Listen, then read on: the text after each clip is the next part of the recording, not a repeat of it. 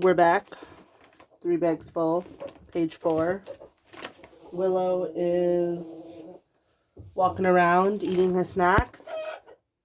The chickens are rowdy, and today was not a good day because it hailed, so none of the animals basically got enough time outside, but hopefully we can entertain her. Othello had spent his youth in Dublin Zoo and never missed an opportunity to mention it. A human, Maple nodded, satisfied. I think we ought to find out what kind of human. We owe old George that. If a fierce dog took one of our lambs, he always tried to find the culprit. Anyways, he was our shepherd. No one had the right to stick a spade in him. That's wolfish behavior. That's murder. Now the sheep were feeling alarmed. The wind had changed, and the smell of fresh blood was drifting towards the sea. And when we'd find the person who stuck the spade... I'm reading to her. What? Are you okay back here? Yeah, I'm just reading to her. Oh, I heard the chickens go.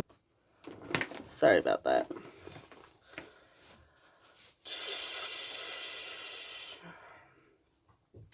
And when we found the person who stuck the spade in, asked Heather nervously, then what? Justice, bleated Othello. Justice, bleated the other sheeps, and it was then decided that George Glenn's sheep themselves would solve the wicked murder of their shepherd. First, Miss Maple went over to examine the body. She did it. I just lost my... examine the body. Sorry, in the summer sun of Ireland, George had already begun to smell bad enough to send shudder down any sheep's spine. You like me reading it? Oh boy. She started by circling the shepherd at a respectful distance. The crow crawled and flailed away on its black wings.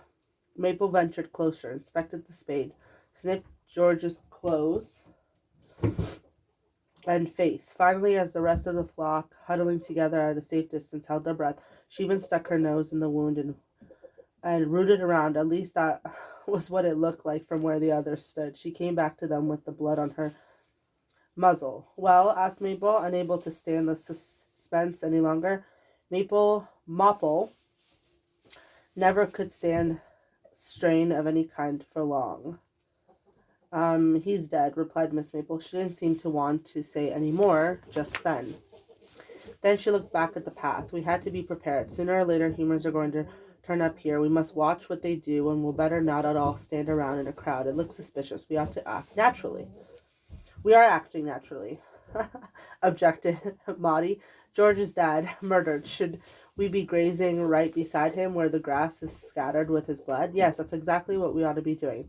The black figure of Othello came between them. Don't worry, I'll do it. I spent my youth near the enclosure. A little bit blood won't kill me. At that moment, Heather thought that was a particularly bold ram Othello was. She decided to graze near him more often in future.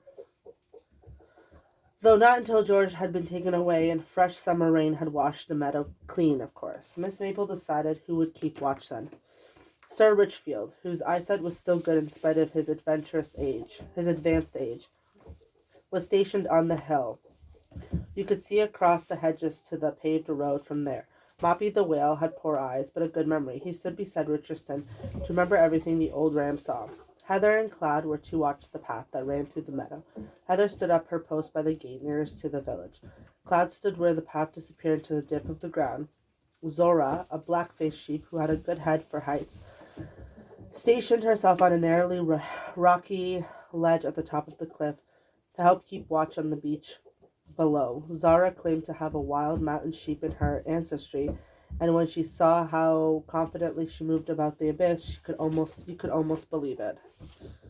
So we're just gonna wrap that up for now. We're on page 6. The chickens need their light off, and so does Willow. So